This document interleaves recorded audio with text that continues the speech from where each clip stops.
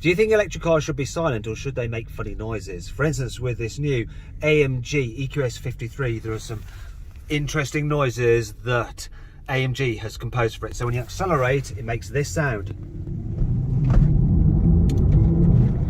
Now, if that's not loud enough for you, you can upgrade to the Dynamic Plus package, then you get performance sound. So have a listen to this now when I accelerate.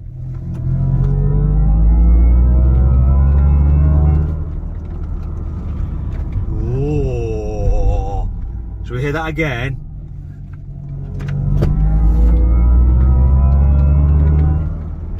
Now, if you think that's stupid, you can just press this button here, look, and turn off the sounds. There we go. And now it's just quiet, like an electric car should be.